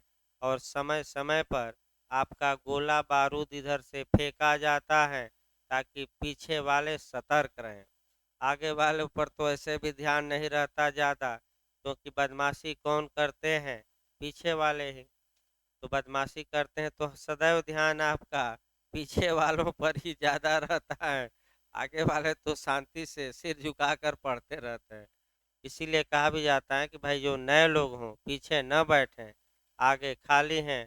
लेकिन कुछ नए लोग भी आकर ज़बरदस्ती क्या करेंगे, संगत निभाएंगे। संगत का मतलब कि हम तो डूबेंगे, तुमको भी क्या करेंगे। तो देखिए आपका इसका मतलब भाई एक कानून में जोड़ा जाए, क्योंकि उदाहरण उदाहरण जब भी दिया जाए एक सेक्शन कम से कम तैयार किया जाए। और आपका बिहार में पूछा भी गया था, सेक्शन 30 है, यानी कि पहला जो सेक्शन एविडेंस का है आपका 30। ऐसे बिहार में इंटरव्यू में पूछा जा रहा है। जैसे कि एक लोग बताए भाई कि मीठा मीठा हब हब और तीखा तीखा थू थू। ऐसे ही क्वेश्चन आएंगे, अब याद रखिए। अब मैया मोरी मैं नहीं माखन खायो, तो एक म्यान में दो तलवार नहीं रह सकती। तो ये सब आपको तैयार करना पड़ेगा। अब ये नहीं कि केवल बेअरक्टी भाषा और किताबी कीड़ा बनिए। कुछ सामाजिक उदाहरण भी याद करने पड़ेंगे और पूछे जा रहे हैं। तो आइए फिर बैक हो जाए। तो सेक्शन 30 पर पूछा गया था बिहार एपीओ में ही कि एक सह अभियुक्त है, वह अपना संस्वीकृति करता है, तो क्या वह दूसरे सह अभियुक्तों के विरुद्ध सुसंगत होगा कि नहीं होगा। और न्यायालय दूसरे के विरुद्ध भी विचार में ले सकेगा। यानी कि हम तो डूबेंगे, तुम्हें भी क्या करेंगे, ले डूबेंगे। तो कौन सी धारा है एविडेंस की, 30। हाँ सुभाष एकदम टाइट रहो, क्योंकि जय समाजवाद भी बोलना है, अब चुनाव आ रहा है। तो सुभाष भाई एकदम सक्रिय भी हैं, आपका एकदम सक्रिय रहिए। आपका देखिए एक और उदाहरण सामाजिक बताया जाए, तब सीआरपीसी आगे चलेगी भाई, आईपीसी अब परसों चलेगी। देखिए भाई शेड्यूल बता दिया जाए, आपका कल ही केवल क्लास बंद है। जब लोग हैं ही ऑनलाइन पढ़ ही रहे हैं सभी लोग, तो अब ऐसे भी 2-4 दिन कुछ विशेष कारणों से नुकसान हो गया, नहीं तो अब तक 50 धारा निकल गई रहती। तो आपका कल ही केवल बंद रहेगा, परसों चलेगा। जो लोग भाई घर जाना चाहें जा सकते हैं, कोई दिक्कत नहीं, ऑनलाइन चल रहा है। और आपका कोई दिक्कत नहीं, तो लास्ट में उदाहरण बताकर ब्रेक दिया जाए, तब अभी सीआरपीसी चलाएंगे ताकि अपील ज़्यादा खींच जाए भाई। तो आपका लास्ट में एक उदाहरण, हम तो डूबेंगे सनम तुमको भी ले डूबेंगे। इसका मतलब ये हुआ कि बिहार का ही है उदाहरण। एक लोग कोचिंग के ही गए थे आपका परीक्षा देने, बिहार में एपीओ। तो एक ला ट्रेनर लड़की थी, वह मिल गई। तो अपना भाई सेंटर पर बाहर ही लगापन दो चौरा होने, दोनों लोग आपस में बतियाने लगे। तो आपका ला ट्रेनर वाली कही कि ला हमारा बहुत तैयार है। तो इन्होंने भी डींग हाँक दिया, यानी कि वो एक हाथ का सांप मारी थे 10 हाथ का मार दिए। कहे कि जीएस पर इतना कमांड है हमारा। तो गए अंदर, तो ये कहीं रूम में पड़ गया सेंटर, और सौभाग्य कहिए कि आगे पीछे ही पड़ गया। तो आपका हुआ कि चलिए अब क्या, हम लोग एक शहर के हैं, अब क्या दिक्कत है। तो आपका जीएस का पेपर हुआ, तो जीएस के पेपर में लड़के ने लड़की को सब बताया, सॉल्व कर ली। फिर ला का पेपर हुआ, लड़की ने लड़के को बता दिया सब, वो भी सॉल्व कर ली। यानी कि दोनों पक्षकार क्या हो गए, खुश हो गए। तो बाद में बाहर आए, मिलाए पेपर। तो आपका ये हुआ कि जो लड़की बताई सब गलत बता दी, और जो लड़का बताया वो भी क्या किया, सब गलत बता दिया। यानी कि दोनों का एक ही उद्देश्य था कि हम तो डूबेंगे, तुम्हें भी क्या करेंगे, यानी कि हमें तो फेल होना ही है, लेकिन तुमको भी छोड़ेंगे नहीं। ये सत्य घटना है भाई, इसमें आप बता दीजिए, ये बिल्कुल सत्य घटना है और नाम नहीं मैं ले रहा हूँ।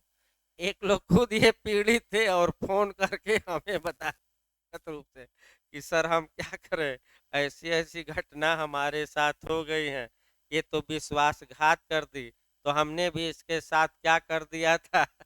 ये बताए, नाम नहीं लिया जाता भाई, लेकिन ये घटना जो हम बता रहे हैं ये सत्य घटना है, लेकिन नाम भाई ओपन करना उचित नहीं माना जाता। तो अभी सीआरपीसी भाई पढ़ाया जाएगा 15 मिनट। देखिए आपका अपील चल रहा था और अपील में आपका 372 से भी क्वेश्चन बनता है और पीड़ित कब अपील कर सकता है, विक्टिम, वो भी सतर्क रहना है। 372 में एक सिद्धांत है कि अपील जो होती है वह कानून द्वारा सृजित होती है, कोई इनहेरेंट पावर आपको नहीं है अपील का। यानी कि अपील आप तभी कर सकते हैं जब कानून द्वारा उस मामले में अपील का प्रावधान किया गया हो, ऐसे नहीं। इसके बाद 373 बताया गया कि आपका अगर 107 से लेकर 110 तक प्रत्याभूति मांगी गई है या प्रतिभूति से इनकार कर दिया गया है लेने से, तो अपील कहाँ होगी? तो कोर्ट ऑफ सेशन में, यानी कि कहाँ होगी? सत्र न्यायालय। इसके बाद हम शुरू किए हैं 374 सेक्शन वाइज भी उत्तराखंड पूछा है कि दोष सिद्धि से अपील किस धारा में, तो भाई ये सेक्शन भी पूछा है तो 374 मार्क कराइएगा। कौन सा सेक्शन? 374। तो अगर उच्च न्यायालय ने ओरिजिनल क्रिमिनल जुरिडिक्शन में आरंभिक दांडिक अधिकारता के प्रयोग में कि स्वयं विचारण किया हो, तो पूरा बताया गया सेक्शन वाइज, और किसी अभियुक्त को दोष सिद्ध किया हो तो कहाँ अपील होगी? उच्च न्यायालय ने दोष सिद्ध किया है तो सुप्रीम कोर्ट, क्योंकि उच्च न्यायालय के बाद कौन है? Supreme court. इसके बाद जो टेक्निकल फिर एक बार बता दें, अगर सत्र न्यायालय या अपर सत्र न्यायाधीश ने कोई भी दंडादेश दिया हो तो उसकी अपील उच्च न्यायालय में होगी। और अगर इसके अलावा अन्य न्यायाधीश या मजिस्ट्रेटों ने 7 वर्ष से अधिक की सजा दी है तो अपील उच्च न्यायालय, और 7 वर्ष या कम की सजा दी है तो अभी बताया गया अपील कहाँ होगी? कोर्ट ऑफ सेशन, यानी कि कहाँ होगी? सत्र न्यायालय। अब आगे भाई बढ़ा जाए। आज देखिए आगे आपका ये खंड 2 हो गया। खंड 3 आपका पढ़ना नहीं है क्योंकि मजिस्ट्रेटों का उल्लेख हम बता चुके हैं। खंड 4 देखिए, जब आईपीसी की धारा 376 मैंने दुराचार के मामलों में पारित किसी दंडादेश के विरुद्ध अपील फाइल की जाती है तो अपील का निपटारा ऐसी अपील फाइल किए जाने की तारीख से 6 मास के भीतर किया जाएगा।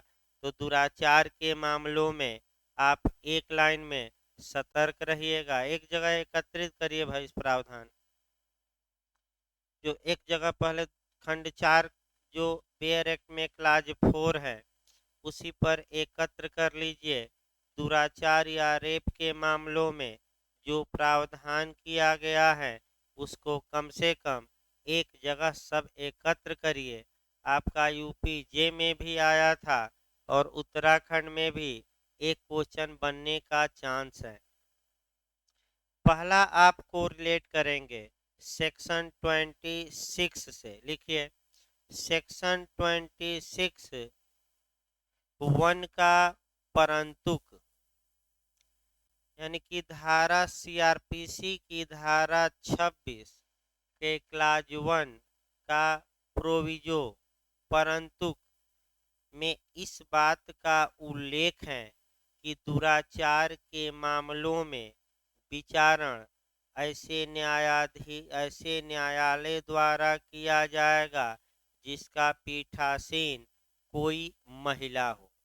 यानी कि बस शॉर्टकट में इसको अपनी भाषा में लिखिए कि दुराचार के मामलों में विचारण महिला जज द्वारा, यानी शॉर्टकट में, भाई उतना लंबा तो लिख नहीं सकते तो शॉर्टकट में तो लिख सकते हैं कि किसके द्वारा?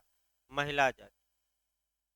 इसके बाद आपका दूसरा जो क्वेश्चन बनता है कि दुराचार के मामलों में आपका जो मने मेडिकल रिपोर्ट मने शारीरिक जो परीक्षा होगी महिला की उसके लिए कहाँ प्रावधान है? तो दूसरा सेक्शन 164 ए, लिखिए उसको सीआरपीसी की धारा 164 ए, कैपिटल ए लिखिएगा। अब ये पूछा जाता है कि जब सूचना प्राप्त होती है उसके कितने घंटे के अंदर मेडिकल चेकअप कराना अनिवार्य है? 24 घंटा कि 48 घंटा? 24 घंटा लिखिए। हाँ, उसको लिख लीजिए। मेडिकल चेकअप 24 आवर के अंदर सूचना प्राप्ति की। एक बार देख लीजिए तो वैसे सही है, लेकिन हल्का सा भी संदेह हो तो भाई देख लेना ही उचित है बैरक में। बस समय देखिए और कुछ नहीं भाई।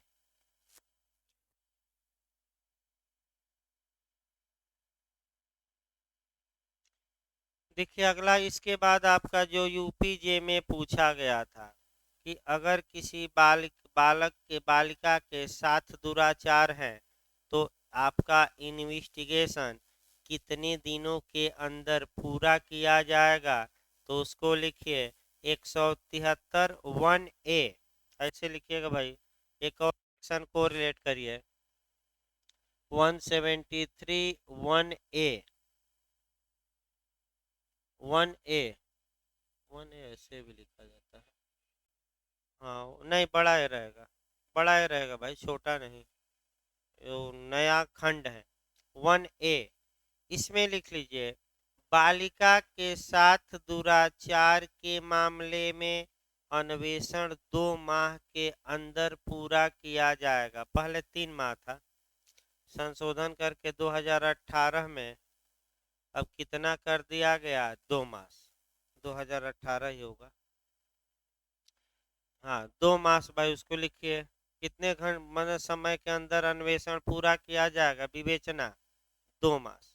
इसके बाद आपका आपका 374 का क्लाज 4 देखना है।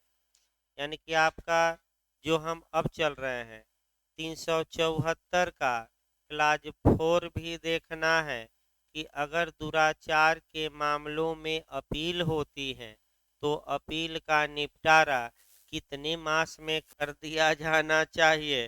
तो कितने मास में? 6 मास। उसको लिख दीजिए 6 मास। और अपील का निपटारा कितने मास में? 6 मास। एक और देख लिया जाए विचारण का भी समय। भाई एक क्वेश्चन निश्चित बनेगा, मैं बता दूं, यूपीजे में भी आया था एक क्वेश्चन। रुके देख लेते हैं भाई, आपका ट्रायल नहीं, देख लेते हैं भाई। आपका ट्रायल में है भाई 309 है, इसीलिए तो मैं देख रहा हूँ। लिखिए 309, अगला लिखिए धारा 309 1 का परंतुक। धारा 309 309 के क्लाज 1 का प्रोविजो परंतु दुराचार के मामलों में विचारण, लिखिए दुराचार के मामलों में विचारण आरोप पत्र फाइल किए जाने की तारीख से, अंडरलाइन कर लीजिएगा या कहीं लिख लीजिए अलग से, आरोप पत्र फाइल किए जाने की तारीख से 2 मास की अवधि के भीतर पूरा किया जाएगा। 2 मास की अवधि के भीतर।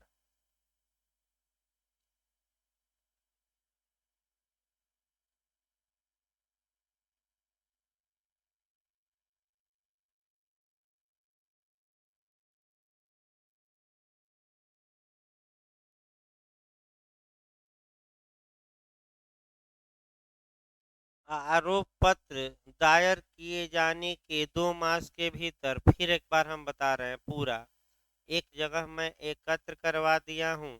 एक क्वेश्चन प्री में बनने का पूरा चांस 99% रहता है, और बना भी है यूपीजे में, इसमें कोई शक नहीं है। तो फिर एक बार देखिए भाई, मिला लीजिए। आपका सबसे पहले 26 की दुराचार के मामलों में ट्रायल, मैंने ये एमपी में आया था कि महिला जज द्वारा किया जाएगा, ये 26 के परंतुक में है। दूसरा आपका हमने बताया 164A दुराचार की शिकार महिला की शारीरिक परीक्षा आपका सूचना प्राप्ति के कितने घंटे के अंदर? 24 घंटे। बालिका के साथ दुराचार का मामला है तो इन्वेस्टिगेशन या विवेचना एफआईआर दर्ज किए जाने के कितने समय के अंदर? 2 माह के अंदर। 173 1A। इसके बाद 309 के 1 का परंतु के अनुसार आपका चार्जशीट जब पुलिस दायर करती है उसके बाद कितने दिन के अंदर ट्रायल पूरा किया जाएगा? 2 मास। कितने मास? 2 मास। और अगर दुराचार के मामलों में अपील की जाती है तो आपका ऐसी दशा में अपील का निपटारा कितने समय के अंदर अपील न्यायालय करेगा? 6 माह। भाई रट कर जाइएगा, एक क्वेश्चन आपका बनने का पूरा चांस है। देखिए भाई, खंड ये ना समझिए कि केवल खंड 4 चला, खंड 4 ही नहीं चला, तमाम प्रावधान सीआरपीसी के क्या हो गए? समाप्त। नहीं नहीं, इसमें सेक्शन दुराचार का केवल है। हाँ हाँ, 375 ए 376 ए भी लिखा है। दुराचार के अलावा कोई सेक्शन नहीं लिखा है। जो सेक्शन स्पष्ट लिखे गए हैं केवल वही सेक्शन लिखे गए हैं। आप देख सकते हैं दुराचार के अलावा कोई सेक्शन नहीं है। देखिए आगे चला जाए भाई, आपका ये 300 आपका 74 चल रहा था। देखिए अगला, देखिए आपका आगे खंड 4 हो गया। अब आइए आपका देखा जाए अगला सेक्शन, आपका देखा जाए 374 के बाद आपका 375।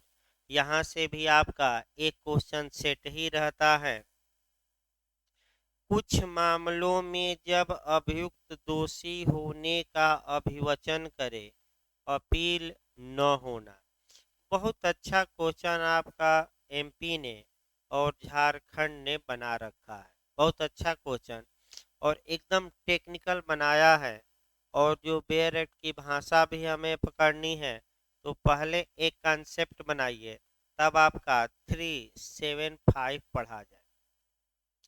न्यायालय ने अभियुक्त के विरुद्ध आरोप का विवेचन किया, यानी कि आरोप का निर्माण किया, इल्जाम लगा दिया, बता दिया। तत्पश्चात आपका न्यायालय ने अभियुक्त से पूछा कि क्या तुम इन आरोपों को स्वीकार करते हो, यानी कि जो इल्जाम तुम पर लगाए गए हैं क्या तुम ये अपराध करना स्वीकार करते हो?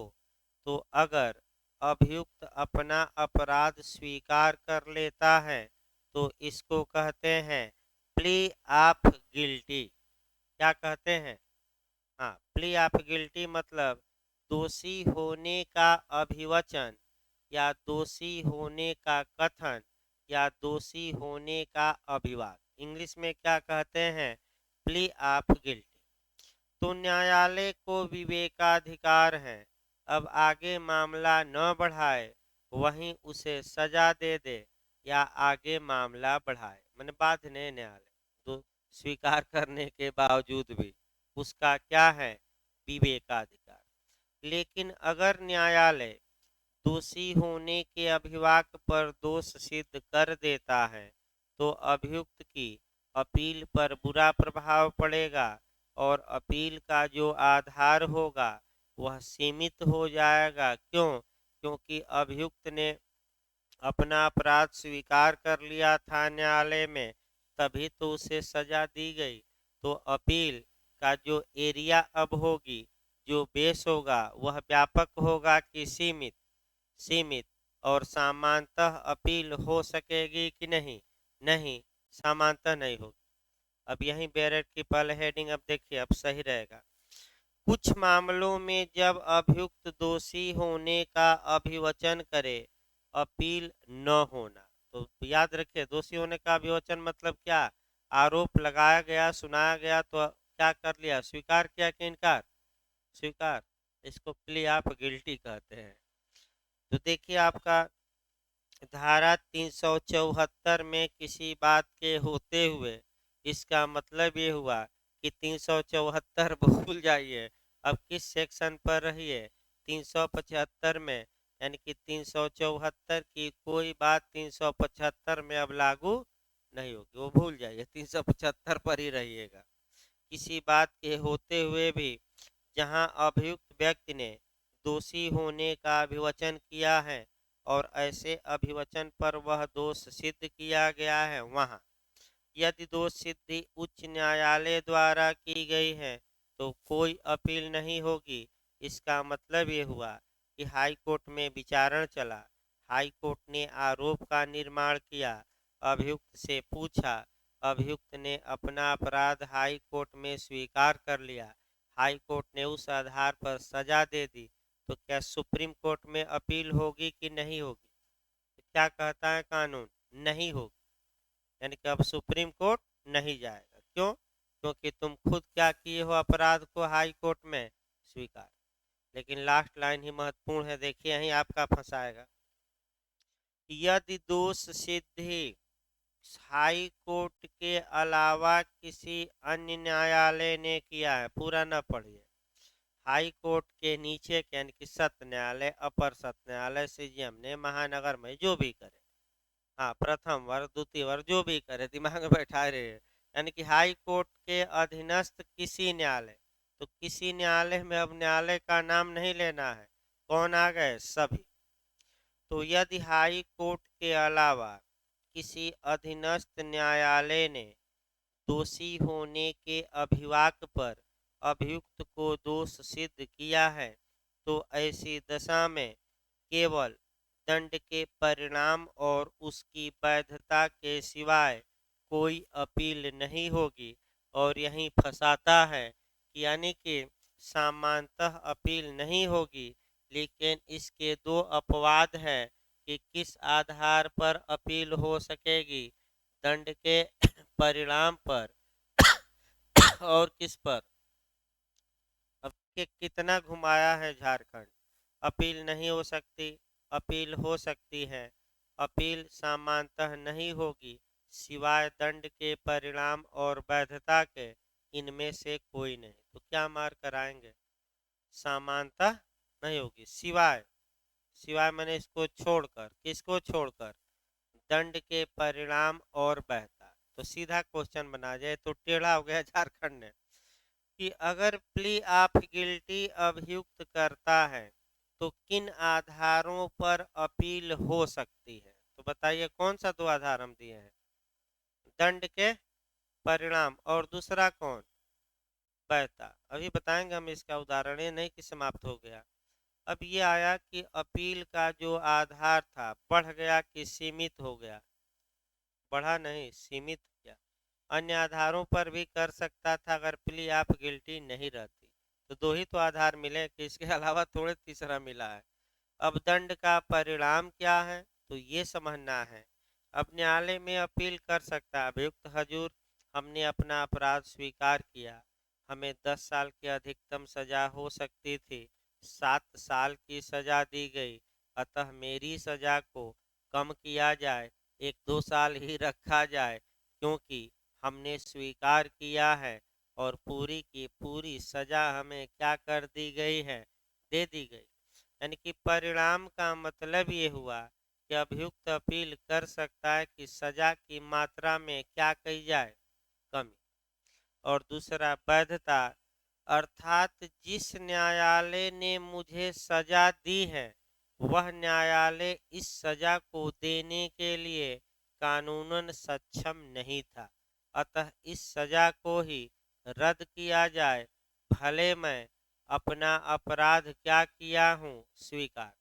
तो मान लीजिए कि एक प्रथम वर्ग न्यायिक मजिस्ट्रेट थे, 3 साल की सामान्यतः सजा दे सकते थे, अभियुक्त ने अपना अपराध स्वीकार किया और 4 साल की सजा दे दी।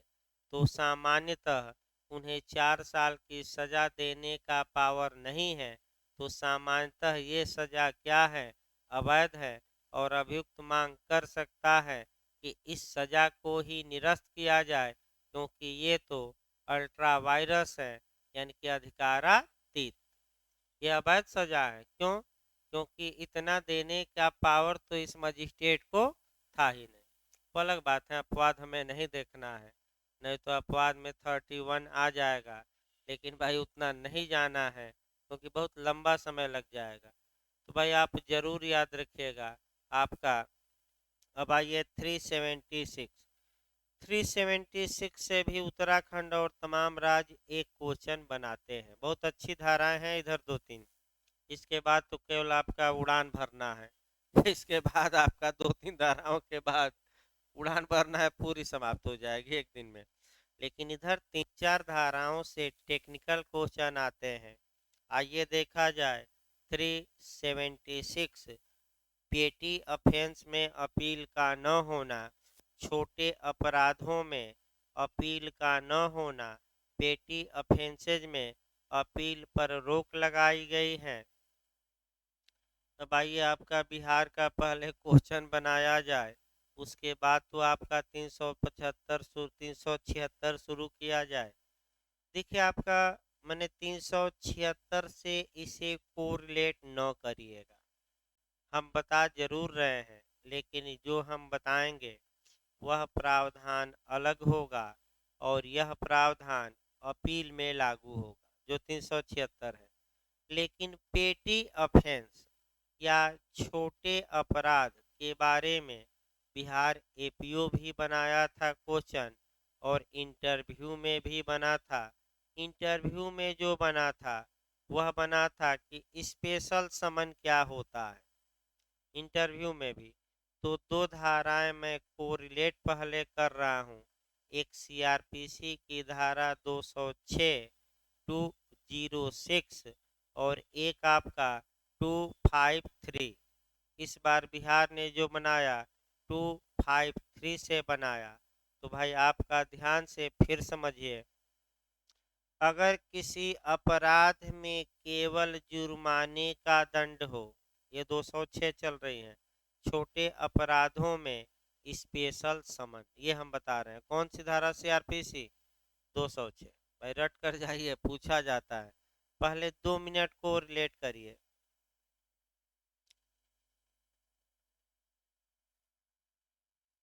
छोटे अपराधों में स्पेशल समन।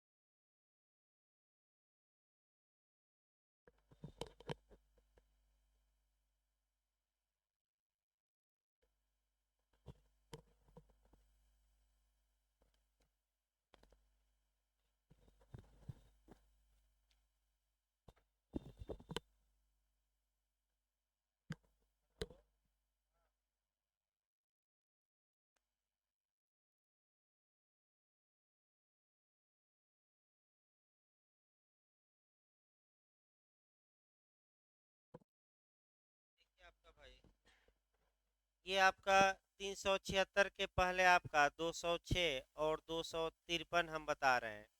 ये पिछली बार आपका ये बिहार एपीओ में आया भी था, इंटरव्यू में भी पूछा गया था। फिर एक बार हम बता रहे हैं, स्पेशल समन जो जारी होता है वह आपका 206 सीआरपीसी के तहत, अगर किसी अपराध में मात्र जुर्माना या फाइन की सजा हो, जुर्माना 1000 या 1000 रुपया से कम हो, रकम याद रखें कितना, 1000 या उससे कम हो, तो न्यायालय विशेष समन जारी करता है। अभियुक्त को निर्देशित करता है कि इस समन में वर्णित रकम को वह बिना आए ही या तो डाक द्वारा या प्लीडर द्वारा भेजवा दे और अपना अपराध स्वीकार कर ले। जैसे कि आपका गाड़ी के चालान में होता है स्वीकार कर ले, आने की कोई आवश्यकता नहीं है। तो 253 कहती है कि न्यायालय अगर सही समझता है तो ये दोष सिद्ध करेगा और वह रकम जुर्माने में ले लेगा और आने की आवश्यकता नहीं है, और क्या दे देगा, सजा। और जुर्माना लगाकर जो भेजा गया है जुर्माना, वह जुर्माना रख लेगा माने आपका जमा हो जाएगा और राजकोष में चला जाएगा। तो इसी को हम कहते हैं स्पेशल समन, आने की आवश्यकता नहीं। तो स्पेशल समन किन मामलों में? पेटी ऑफेंस में, छोटे अपराधों में। छोटा अपराध यहाँ कौन माना गया? जिसमें रकम जुर्माने की कितना थी? अधिकतम 1000 या उससे कम। अब इसी प्रकार अपील में छोटे मामले थोड़ा अलग है। और जहाँ तक अपील की बात है, अपील में अब जुर्माना न देखिएगा, अब आपका अपील में सजा देखनी है। और एक क्वेश्चन आपका बनता है 376 से, छोटे मामलों में अपील का न होना। तो आइए एक एक करके देखते हैं। धारा 374 में किसी बात के होते हुए भी दोष सिद्ध व्यक्ति द्वारा कोई अपील निम्नलिखित में से किसी मामले में नहीं होगी, यानी कि अपील पर रोक लगाई गई है। कौन कौन से मामले हैं?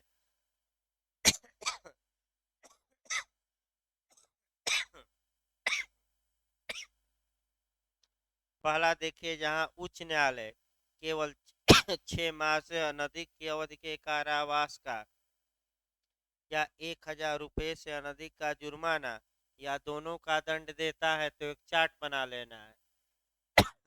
हाई कोर्ट कितना दंड दिया है, तो आगे अपील सुप्रीम कोर्ट में नहीं होगी। तो कितने का कारावास का दंड? 6 माह या कम, और जुर्माना 1000 या कम या दोनों। यानी कि तब क्या सुप्रीम कोर्ट में अपील अब होगी कि नहीं? नहीं होगी। दूसरा देखिए खंड, जहां सत्र न्यायालय या महानगर मजिस्ट्रेट, यही आपका गलत होगा। सत्र न्यायालय महानगर मजिस्ट्रेट का ही गलत होता है, क्योंकि सत्र न्यायालय के बराबर कर दिया गया है। जहां सत्र न्यायालय या महानगर मजिस्ट्रेट 3 मास से अनधिक की अवधि की या 200 यानी कि 3 माह का कारावास या इससे कम का कारावास या 200 रुपया जुर्माना या दोनों को दंडादेश देता है, तो अब इसकी अपील नहीं होगी। यानी कि फिर याद रखिए, अगर सत्र न्यायालय या जो सबसे महत्वपूर्ण है इसमें टेक्निकल, सत्र न्यायालय के पैरल मजिस्ट्रेट को कर दिया गया है। किस मजिस्ट्रेट को? मेट्रोपॉलिटन। तो अगर सत्र न्यायालय या महानगर मजिस्ट्रेट कितनी सजा देता है, तो आगे अपील आप नहीं कर सकते। तो 3 मास तक का कारावास या 200 रुपया जुर्माना या दोनों। इससे कम माने या तो 3 माह या कम की सजा में अब आगे अपील नहीं होगी। भाई रट कर जाइए। और जो टेक्निकल क्वेश्चन है वो मेट्रोपॉलिटन मजिस्ट्रेट पर, यानी कि किस पर जाना है? महानगर मजिस्ट्रेट पर। अगला देखिए, जहां फर्स्ट क्लास जुडिशियल मजिस्ट्रेट आपका 100 रुपये से अनधिक का जुर्माना लगाता है, यानी कि जो प्रथम वर्ग न्यायिक मजिस्ट्रेट है वह कितने का जुर्माना लगाता है, तो आगे अपील नहीं होगी। तो 100 रुपया से अनधिक, अनधिक का मतलब क्या? 100 रुपये तक आ जाएगा कि नहीं? आ जाएगा। अनधिक मतलब उससे अधिक नहीं। अभी बार काउंसिल ऑफ इंडिया में पूछा गया था कि सीजीएम कितना दंड दे सकते हैं मुख्य न्यायिक मजिस्ट्रेट, तो 7 वर्ष से अनधिक। भाई लीगल भाषा में पढ़ कर जाइए, 7 वर्ष से अधिक, 7 वर्ष से कम, 7 वर्ष से अनधिक, इनमें से कोई नहीं। हाँ, अनधिक मतलब कि इससे अधिक नहीं, यानी कि 7 वर्ष या उससे कम की सजा दे सकते हैं। अगला देखिए, जहां संक्षिप्ततः विचारित मामले में, यानी कि मामले का कैसा विचारण किया गया है, समरी ट्रायल, यानी कि संक्षिप्त विचारण, और संक्षिप्त विचारण में कितने का जुर्माना अधिकतम लगाया गया है? 200 रुपये का। तो क्या उसकी आगे अपील होगी कि नहीं? नहीं होगी। अब आपको खुद दिमाग पुराने लोगों को लगाना चाहिए कि कुछ लोग इसमें छूट गए हैं। तो कौन कौन लोग छूटे हैं? तो एक तो देखिए, हाई कोर्ट तो हो ही गया, सत्र न्यायालय है ही, लेकिन अपर सत्र न्यायाधीश और सहायक सत्र न्यायाधीश छूट गया, उनका क्या होगा? ठीक है, महानगर मजिस्ट्रेट है, प्रथम वर्ग न्यायिक मजिस्ट्रेट हैं, लेकिन यहाँ जो छूटा है मुख्य न्यायिक मजिस्ट्रेट यानी कि CJM, ये छूट गए। और यहाँ संक्षिप्त विचार तो छोड़िए, अब यही क्वेश्चन आपका बार बार अटैक कर रहा है, ध्यान से समझना है कि अगर मुख्य न्यायिक मजिस्ट्रेट ने कितनी सजा दी है तो उसकी अपील आगे नहीं होगी। तो हमेशा याद रखिए, चूंकि दिया नहीं गया है तो आपका जो प्रथम वर्ग न्यायिक मजिस्ट्रेट को ही CJM बनाया जाता है, तो इसी के पैरल में रखिएगा। तो मुख्य न्यायिक मजिस्ट्रेट कितनी सजा देगा, 100, तो आगे अपील होगी कि नहीं। और 101 रुपया का दे दिया तो होगी। और मैं बताया था कि अगर जुर्माने की अपील है या 7 वर्ष या उससे कम का दंड निचले न्यायालयों ने दिया है तो अपील कहाँ होगी, कोर्ट ऑफ सेशन। तो 101 रुपया अगर CJM देते हैं दंड तो अपील कहाँ होगी, सत्र न्यायालय। यही आपको, हाँ, अब उल्लेख ही नहीं है। अब हो सकता है 100 रुपया मार कराइए, लेकिन भाई उल्लेख नहीं है। अब दिक्कत ये है कि भाई देखिए, फिर एक बार बता दिया जाए, कानूनन कहीं उल्लेख नहीं है। मैं बता दूं, ये जो चीफ जुडिशियल मजिस्ट्रेट का मने क्वेश्चन आया, ये एक बार उत्तराखंड ने बनाया और एक बार झारखंड, आपका यूपी में नहीं पूछा गया। तो जो आयोग ने सॉल्व निकाला उस आधार पर हमने भी कुछ कंसेप्ट बनाकर ये बताया। लेकिन अन्य में क्या होगा, अब कैसे क्लियर बता दे, हो सकता हम आज बताएं और कल आयोग आ जाए तो कुछ और मार दें। तो भाई इससे हम भी जब तक पूर्ण रूप से संतुष्ट न हो जाए, कैसे हम बता दें कि सेकंड क्लास जुडिशियल मजिस्ट्रेट भी आ जाएगा।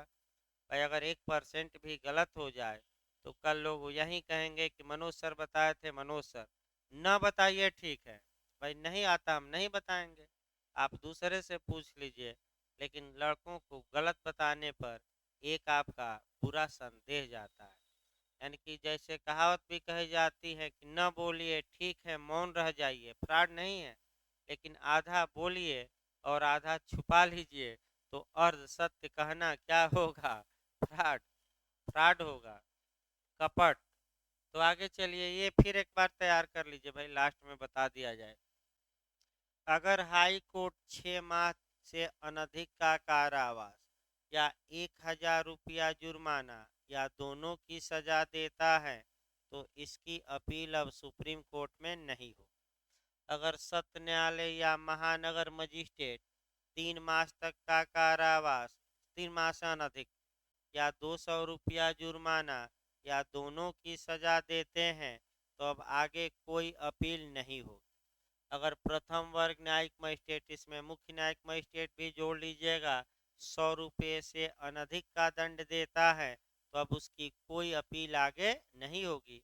और समरी ट्रायल में कितना रकम है, 200 रुपया, तो समरी ट्रायल में जुर्माना का दंड दिया गया है कितना अधिक, कितने से अनधिक, 200 से अनधिक का दंड जुर्माने का, तो अब आगे अपील नहीं होगी। इस प्रकार आपका कह सकते हैं कि 376 भी समाप्त हो गई आपका, परंतु परंतु दिया गया है आपका। तो परसों क्लास चलेगा भाई, बता दिया जाए, कल आपका क्लास ऑफ रहेगा। और दिवाली की सभी लोगों को ढेर सारी शुभकामनाएं। और भाई परीक्षा में सफल होइए, उससे बड़ी दिवाली कोई नहीं है। और ये आप लोगों का जज्बा ही है कि त्योहार में भी आप लोग पढ़ रहे हैं। और हमारा भी जज्बा है कि त्योहार में भी परंपराओं को ध्वस्त करते हुए भी क्या किया जा रहा है। जहां सारे संस्थान एक हफ्ते के लिए बंद हैं, फिर भी यहाँ भाई कुछ तो 2 ही क्वेश्चन आज तैयार हुए, लेकिन 2 क्वेश्चन आप आगे बढ़ गए, ये मान कर चलिए, 2 ही नहीं कई कोरिलेट करके आज। तो भाई कुछ समस्याएं थी 2-4 दिन, इसके लिए हमें भी खेद है कि क्लास नहीं चल पाया, लोग आकर चले जा रहे थे। लेकिन अब आपका हम भी अस्थिर हो गए हैं और थोड़ा बहुत परसों से स्पीड बढ़ जाएगी। और हम प्रयास ये किया जाएगा कि भाई जितने सब्जेक्ट हैं एक बार कम से कम जहाँ से प्री में क्वेश्चन बनते हैं दो दो बार आपका एक एक धारा बताकर और दिमाग में भरा जाए, ताकि भाई आगे परीक्षा में आपका काम करे। तो कल बंद रहेगा, परसों भाई चलेगा क्लास, सुबह भी शाम को भी। जो लोग गांव जाना चाहें जा सकते हैं, ऑनलाइन भी चल